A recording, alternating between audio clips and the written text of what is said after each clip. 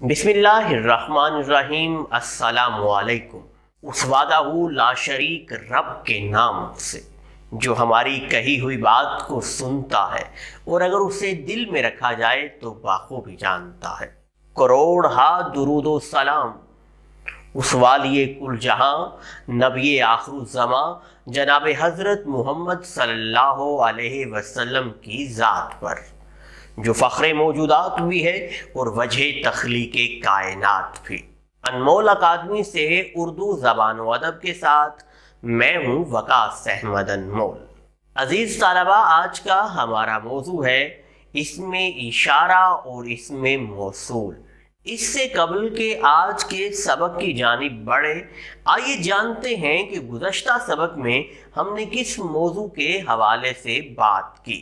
وہ اسم جو اصل اسم کی جگہ استعمال کیا جائے اسم ضمیر کہلاتا ہے۔ ان جملوں میں، ہم، وہ اور آپ اسم ضمیر ہیں، کیونکہ یہ اسماء اصل اسم کی جگہ استعمال کیے جا رہے ہیں۔ عزیز طلبہ، تحریر و تقریر میں کسی اسم کا بار بار دہرایا جانا یا تحریر و تقریر میں کسی اسم کو بار بار لایا جانا معیوب سمجھا جاتا ہے اور اس سے تحریر و تقریر کا حسن بھی مان پڑتا ہے۔ ضمیر متکلم، ضمیر حاضر، ضمیر غائب، وہ اسم ضمیر جو بات کرنے والا اپنے لیے استعمال کرے اسم ضمیر متکلم کہلاتا ہے۔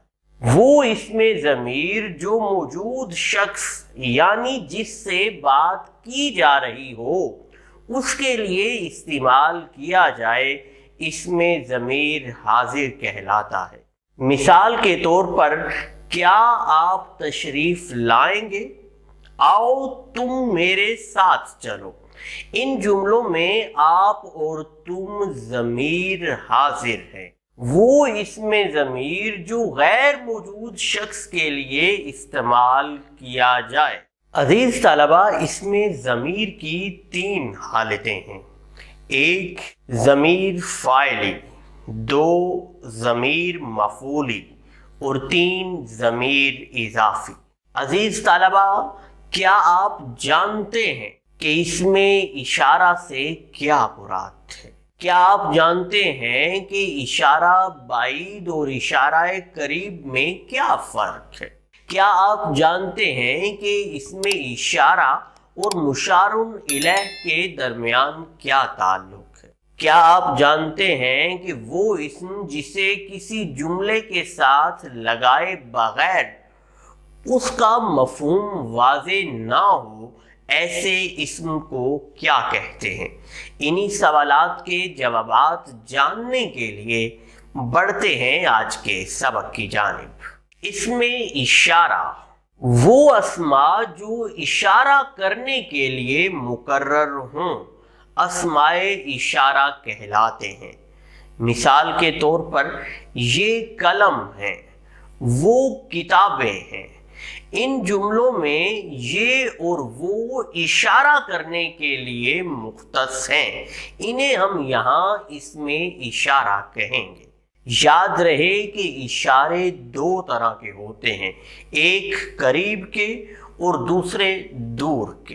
اشارہ قریب، قریب موجود چیزوں یا اشخاص کی نشاندہی کرنا اشارہ قریب ہے۔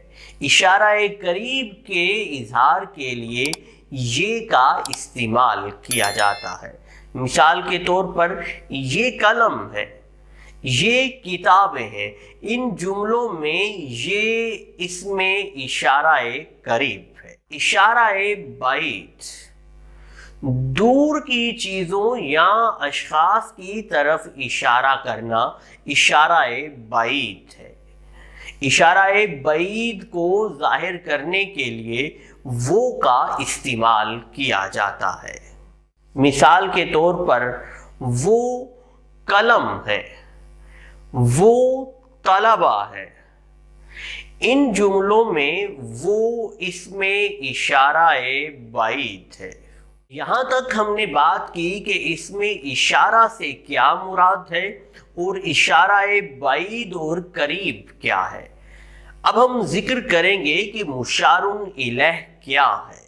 عزیز طلبہ، جس چیز یا شخص کی طرف اشارہ کیا جاتا ہے اسے مشار الیہ کہتے ہیں۔ یاد رہے کہ اسم اشارہ اور مشار الیہ ہمیشہ ساتھ ساتھ آتے ہیں۔ یہ قلم ہے، یہ کتابیں ہیں، وہ طلبہ ہیں۔ ان جملوں میں جس شخص یا جس چیز کی طرف اشارہ کیا جا رہا ہے انہیں ہم مشار الیہ کہیں گے۔ ان جملوں میں طلبہ، قلم اور کتابیں مشار الیہ ہیں کیونکہ ان کی طرف اشارہ کیا جا رہا ہے۔ اسم موصول وہ اسم جسے کسی جملے کے ساتھ لگائے بغیر اس کا مفہوم واضح نہ ہو اسم موصول کہلاتا ہے۔ مثال کے طور پر اسماء موصول کچھ یہ ہیں: جو کچھ، جسے، جنہیں، جنوں، جو کچھ، جو کوئی، یہ وہ اسماء ہیں جنہیں ہم اسماء موصول کہیں گے۔ اس حوالے سے چند مثالیں دیکھیے۔ جس نے محنت کی وہ کامیاب رہا۔ جو قلم اچھا ہے وہ خرید لو۔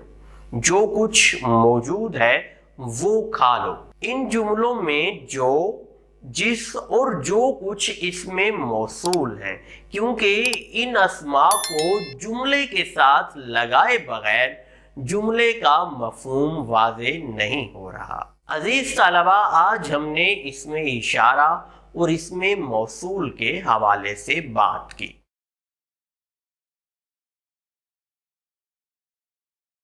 خوش رہیں، سلامت رہیں، جہاں تک ہو سکے دوسروں میں آسانیاں بانٹیں۔ بہت شکریہ۔